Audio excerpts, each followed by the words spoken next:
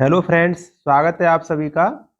आज हम देखने वाले हैं सी टेट जो 14 दिसंबर 2024 को होने वाली परीक्षा है, उसके लिए सीडीपी का मॉक टेस्ट एक तरह से कह सकते हैं। ठीक है ना। उसमें हमने प्रीवियस ईयर क्वेश्चंस लिए हैं। टोटल 20 क्वेश्चंस हैं। तो आपको ये परख करनी है कि आपकी तैयारी किस लेवल तक पहुंच चुकी है। ठीक है ना। वैसे टॉपिक वाइज है, अच्छे अच्छे क्वेश्चंस लिए हैं जो अभी हाल ही परीक्षा में पूछे गए, वो पूछे गए हैं। और इसमें सबसे लास्ट में एक हमने होमवर्क दिया है। अब देखते हैं आपकी तैयारी कैसी। होमवर्क का अगर आंसर आप देख सकते हैं, सही आंसर बिल्कुल बिल्कुल सटीक, तो आप समझना कि आपकी तैयारी बेहतर चल रही है। ठीक है। ये क्लास आपकी डेली चलती है दोस्त। अगर आप चैनल पर नए हैं, चैनल को सब्सक्राइब कर लीजिए, बेल आइकन को प्रेस कर लीजिए, जिससे सभी क्लासों से आप जुड़ सकें। ठीक है। और लास्ट लेक्चर देखने हैं तो आप लिंक नीचे दिया है डिस्क्रिप्शन में, उन लिंकों को खोलकर आप देख सकते हैं। अन्यथा चैनल पेज पर जाकर आप हमारे चैनल को सब्सक्राइब कर लें और वहां से सारी क्लासें प्राप्त हो जाएंगी। ठीक है। बेहतर तैयारी के लिए बेहतर क्लास चलते हैं यहाँ पर। चलिए देखिए, पहला क्वेश्चन, कौशल कितने हैं? ये बताने कौशल कितने हैं। 6 हैं, 10 हैं, 8 हैं, 9 है। ठीक है ना। इनमें से बताना है। तो मैं आपको बताऊं, कौशल तो वैसे अनेक हैं, बहुत सारे कौशल हैं, लेकिन जो WHO ने कौशलों को माना है, WHO के अकॉर्डिंग जो कौशल है वो केवल 10 है। WHO के द्वारा क्या है, जो कौशल बताए गए उसने, आ, वो 10 है। ठीक है। कौन कौन से वो भी मैं बताता हूँ। ऑप्शन इसमें 10 होगा, देखो ये 10 होगा। कौन कौन से, देखो ध्यान से। विश्व स्वास्थ्य संगठन संगठन WHO द्वारा 10 मुख्य जीवन, है ना, मुख्य कौशल बताए गए हैं। कौन सा है? पहला, स्वजागृति, परानुभूति, समाधान परक चिंतन, सृजनात्मक चिंतन, निर्णयन, समस्या समाधान, प्रभावकारी संचार, अंतर्वैयक्तिक संबंध, तनाव मुक्ति, ये भावनाओं पर नियंत्रण। ये आपको रट्टा नहीं लगानी, केवल एक बार नजर माननी है कि ये हमें बताए गए हैं। ठीक है ना। तो WHO के द्वारा 10 मुख्य जीवन के कौशल बताए गए हैं, वो आपको याद रखनी है। ठीक है। समझ में आ गया ना। ये प्रश्न कई बार आया है, यूपी टेट में भी आया है, और क्या कहते हैं सी टेट में भी आया है। सी टेट में भी पेपर में आया है। ठीक है ना, इसलिए इसको सम्मिलित किया है। चलिए देखिए, शिक्षा का उद्देश्य होना चाहिए। पहला, इसमें विद्यार्थी में व्यवसायिक कुशलता का विकास हो जाए, विद्यार्थियों में सामाजिक जागरूकता का विकास हो जाए, विद्यार्थियों को परीक्षा के लिए तैयार कर लेना चाहिए, व्यवहारिक जीवन के लिए विद्यार्थियों को तैयार करना चाहिए। तो आपका कौन सा है, आप अपना आंसर लिख लीजिए। जैसे आपको लगा कोई सा भी, तो उसका दूसरे का आंसर लिख लो। ठीक है, बाद में मिलाना पर कितने हो गए। तो इसमें देखो, व्यवसाय की कुशलता, ठीक है, सामाजिक जागरूकता और परीक्षा के लिए तैयार करना, इसे सबसे बेहतर ऑप्शन है ये, व्यवहार जीवन के लिए विद्यार्थी को तैयार करना। शिक्षा का उद्देश्य क्या होना चाहिए? व्यवहार जीवन के लिए विद्यार्थियों को तैयार करना। ठीक है, तो ऑप्शन नंबर डी हो जाएगा। चलिए नेक्स्ट, किसी विद्यार्थी की सबसे महत्वपूर्ण विशेषता है। कोई विद्यार्थी है, उसकी सबसे महत्वपूर्ण विशेषता क्या है? उत्तरदायित्व की अनुभूति, ईमानदारी, सहभागिता, आज्ञाकारिता। तो किसी भी विद्यार्थी की सबसे अच्छी विशेषता ये है, सबसे महत्वपूर्ण विशेषता ये है कि वो आज्ञाकारी हो, बात को मान ले। ठीक है ना, बात को मानेगा तभी उसका विकास होगा। ठीक है। चलिए नेक्स्ट, चरित्र का विकास होता है। चरित्र का विकास कैसे होता है? इच्छा शक्ति द्वारा होता है, बर्ताव एवं व्यवहार के द्वारा होता है, नैतिकता द्वारा होता है, या फिर इन सभी द्वारा होता है। तो चरित्र का विकास है वो इच्छा शक्ति के द्वारा भी होता है, अपनी इच्छा शक्ति उसके भी द्वारा होता है, बर्ताव व्यवहार के द्वारा भी होता है, और नैतिकता द्वारा भी होता है। इसलिए ऑप्शन नंबर कौन सा हो जाएगा इसमें? Option number D. ठीक है ना। आपके कितने क्वेश्चन सही जाएंगे वो आप हमें कमेंट बॉक्स में बताना बाद में। ठीक है ना, अपना लिखते जाओ पहले स्कोर।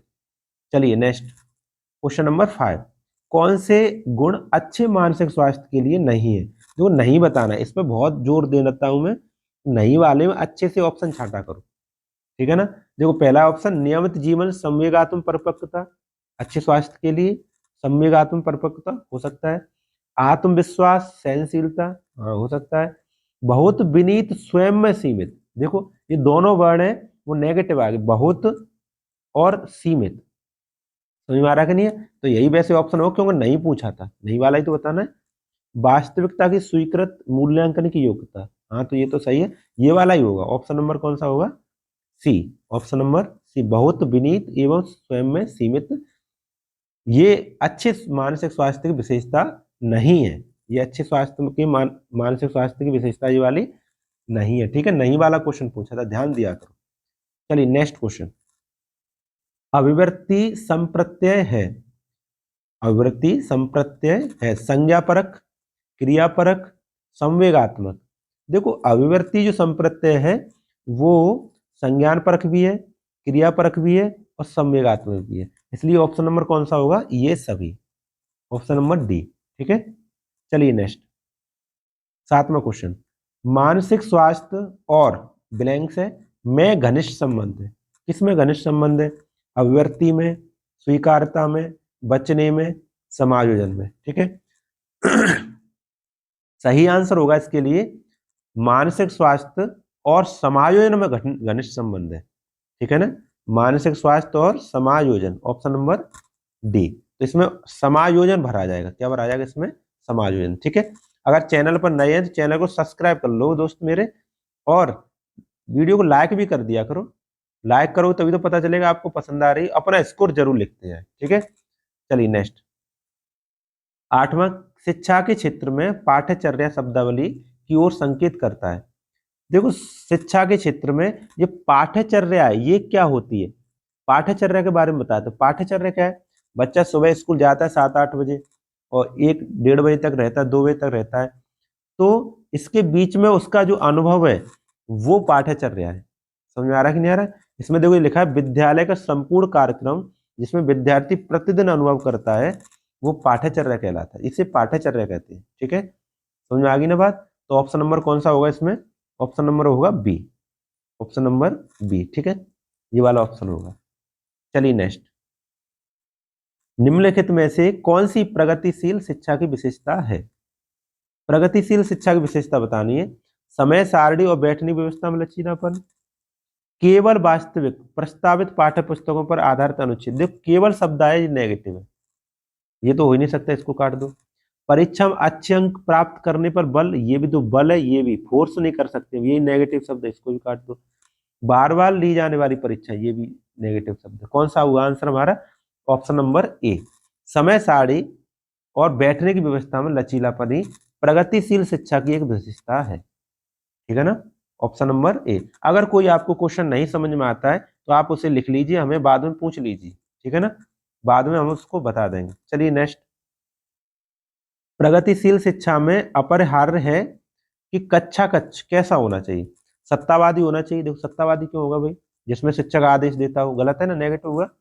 सबके लिए मुक्त होता है जिसमें शिक्षक अनुपस्थित होता, बताओ टीचर ही ना हो, क्या मतलब शिक्षा का है ना, शिक्षक के पूर्ण नियंत्रण में हो रहा है, शिक्षक के पूर्ण नियंत्रण में नहीं होगा, जिसमें अधिनायक टीचर हो, ऐसा भी नहीं होगा। देखो लोकतांत्रिक शब्द है, लोकतांत्रिक हो, कितना अच्छा शब्द है, समझने के लिए बच्चों को पर्याप्त स्थान दिया जाए, वो ही प्रगतिशील शिक्षा का अभिप्राय है। समझ में आया कि नहीं आया, समझ में आ रहा है ना। तो ऑप्शन नंबर कौन सा होगा, डी ऑप्शन होगा इसका।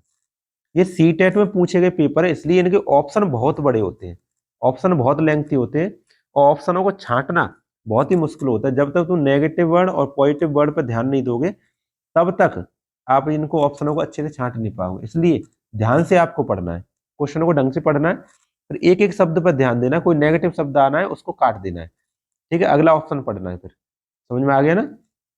चलिए नेक्स्ट, प्रगतिशील शिक्षा के संदर्भ में निम्नलिखित में से कौन सा कथन जॉन डीवी के अनुसार सही है। देखो जॉन डीवी की बात चल रही, वैसे प्रगतिशील शिक्षा की अभी भी हमने पढ़ा था, लेकिन जॉन डीवी ने क्या कहा है वो बताना है। जॉन डीवी ने यह कहा था कि विद्यार्थी को स्वयं ही सामाजिक समस्या को सुलझाने में सक्षम होना चाहिए। ये जॉन डीवी ने बोला था कि सामाजिक जो भी समस्या है विद्यार्थी के लिए उसको स्वयं ही सुलझाने में सक्षम होना चाहिए। तो इसके लिए ऑप्शन नंबर बी हो जाएगा, इसको आप अलग से याद रखेंगे। ठीक है, जॉन डीवी के अनुसार ये बात कही गई है।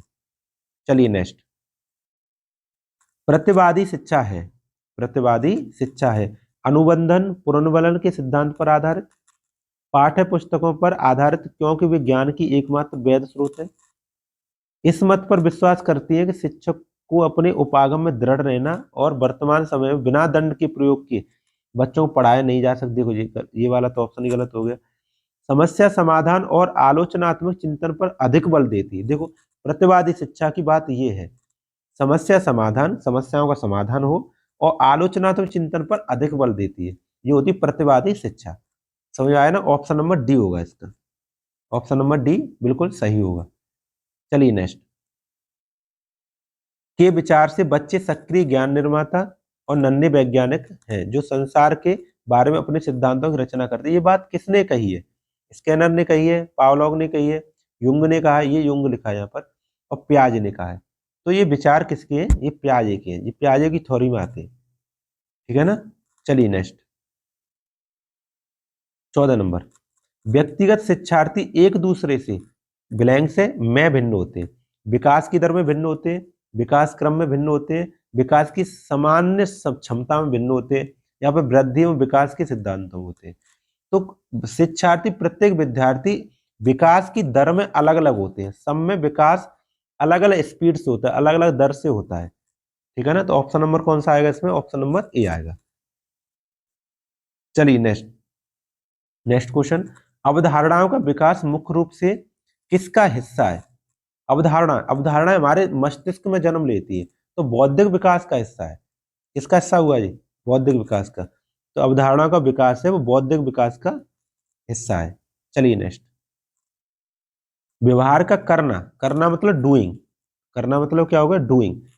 किस पक्ष में आता है? डूइंग मतलब हाथ पैरों से करेंगे, हाथ पैरों से करते काम उसको गतिक कहते हैं। क्या कहते हैं? गतिक। तो सीखने के गतिक क्षेत्र से आता है, कॉग्निटिव एरिया से आता है। तो ऑप्शन नंबर कौन सा होगा इसमें? ए, सीखने के गतिक क्षेत्र से आता है।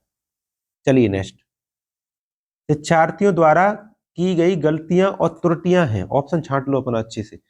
अगर कोई विद्यार्थी त्रुटियां कर रहा है, गलतियां कर रहा है, तो क्या बच्चों को कमजोर समझा जाएगा? शिक्षक और शिक्षार्थियों की असफलता समझी जाएगी? उनके चिंतन को समझने के अवसर के रूप में देखी जानी चाहिए? कठोरता से निपटाई करनी चाहिए? क्या क्या होना चाहिए? तो देखो इसमें ऑप्शन है, ये तो ऐसा कमजोर तो नहीं है, इस असफलता भी नहीं है, उनके चिंतन को समझने के अवसर के रूप में देखा जाना चाहिए। अगर किसी बच्चे ने गलत किया है तो हमें ये एनालाइज करना है कि उसने गलत कैसे किया है, उसको सही कैसे सिखाया जा सकता है, ठीक है। गलतियां करना बच्चों का काम है, गलतियां कभी गलत नहीं, एरर को कभी आप गलत नहीं समझ सकते। समझ में आ रहा है कि नहीं आ रहा? ये पॉजिटिव वर्ड में ले जाना है। तो ऑप्शन नंबर कौन सा रहेगा इसमें? ऑप्शन नंबर सी रहेगा, 17 का ऑप्शन नंबर सी। चलिए नेक्स्ट, निम्नलिखित में से कौन सा प्रश्न बच्चों को गंभीर रूप से सोचने के लिए आमंत्रित करता है? बच्चे गंभीर रूप से आराम से सोचें, ठीक है ना। सही जवाब क्या है? सही जवाब तो तुरंत ढूंढ लेंगे। क्या आप इसी तरह की स्थिति के बारे में सोच सकते हैं? इसी तरह की समझना है तो वो लिखा ही है, उसके बारे में सोचते रहेंगे बैठे बैठे। लेकिन विभिन्न तरीकों से हम कैसे इस प्रश्न को हल कर सकते हैं? अगर ऐसे कहा, जैसे हमने एक तरीके से प्रश्न हल कर लिया, अब इसको दूसरी तरह से कैसे हल कर सकते हैं, इसमें बहुत दिमाग लगेगा। बच्चे गंभीर रूप से सोचेंगे, तो ये वाली स्थिति है बच्चों को गंभीर रूप से सोचने के लिए। तो विभिन्न तरीकों से हम इसे कैसे हल कर सकते हैं, ये इसका आंसर होगा, ठीक है ना। चलिए नेक्स्ट, संस्थागत योजना पर आधारित होनी चाहिए। संस्थागत कौन सी योजना है? लक्ष्य और आवश्यकता, समय सारणी, प्रशासन और आवश्यकता। तो संस्थागत योजना है वो लक्ष्य और आवश्यकता दोनों पर आधारित होनी चाहिए, ठीक है ना। लास्ट में एक क्वेश्चन है, लास्ट में वो होमवर्क है, उसका आंसर आपको कमेंट बॉक्स में बताना है। उसी से पता चलता है कि आपकी तैयारी क्या रही है, और अपना स्कोर भी हमें कमेंट बॉक्स में बताना है, ठीक है। चलिए नेक्स्ट क्वेश्चन देखते हैं। नेक्स्ट क्वेश्चन है 20 नंबर, व्यक्तिगत शिक्षा जो आईईपी है निम्नलिखित में से किस विचार पर आधारित नहीं है? देखो ये जो नेगेटिव शब्द है इसमें बहुत विचार करना है, अच्छे से देखना है। शिक्षार्थी की वर्तमान विशेषताएं, तो ये तो बताएगा, व्यक्तिगत शिक्षा योजना तो बताएगा ही वर्तमान विशेषता कैसी है। प्राप्त किए जाने वाले व्यक्तिगत लक्ष्य, ये भी बताएगा। सहकारी अधिगम कार्य नीति उपयोग, ये भी बताएगा। योग्यता आधारित सामूहिकरण, योग्यता के आधार पर सामूहिकरण, मतलब कोई बच्चा ज्यादा जानता है उसको अलग ग्रुप में, कम जानता है उसको अलग ग्रुप में, के आधार पर शिक्षार्थियों को श्रेणीकरण करना। देखो ये गलत हुआ कि नहीं हुआ? बच्चे को अलग अलग, बच्चों को अलग अलग बांट कर नहीं पढ़ा सकते, हमें इंक्लूसिव क्या कहते हैं एजुकेशन देना है, तो हमारे समावेशी शिक्षा देनी है। तो यही ऑप्शन गलत है इसमें, और गलत वाला ही बताना है। क्यों बताना है? क्यों नहीं पूछा है, नहीं पूछा है ना कौन सा नहीं है, तो ऑप्शन नंबर कौन सा होगा? डी होगा इसमें, ठीक है ना। समझ आ गया? तो देखो आपके यहाँ तक 20 क्वेश्चन हो गए, ये होमवर्क है। होमवर्क पे आ जाओ, जो भी बच्चा होमवर्क का सही आंसर देता है वो समझ लेना कि उनकी तैयारी बिल्कुल सही दिशा में चल रही है। निम्नलिखित में से कौन सा शिक्षा के अधिकार अधिनियम 2009 के अनुसार स्कूल प्रबंधन समिति एसएमसी का एक कार्य नहीं है। नहीं वाला बताना, नेगेटिव वर्ड अच्छे से छांट के बताना है। ठीक है। माता पिता को अपने बच्चों को दंडित करने के लिए प्रोत्साहित करना, अनुदान की उपयोगिता निगरानी करना, स्कूल के कार्य की निगरानी करना, स्कूल विकास का योजना तैयार करना। इसका कमेंट बॉक्स में आंसर, ठीक है ना, छापेंगे। चलिए, तो वीडियो देखने के लिए आपको सभी का बहुत बहुत धन्यवाद। आपका स्कोर जरूर बताना है अपना, आउट ऑफ 20 कितना रहा, और अपने बहन भाइयों में हमारे ये चैनल को शेयर कर दिया करो, जिससे मेरी भी हेल्प हो जाए। ठीक है। चैनल पर नए हैं, चैनल को सब्सक्राइब कर लें, बेल आइकन को प्रेस कर लें, सभी वीडियो सभी लेक्चर से आप जुड़ सकें। ठीक है ना। वीडियो देखने के लिए बहुत बहुत धन्यवाद।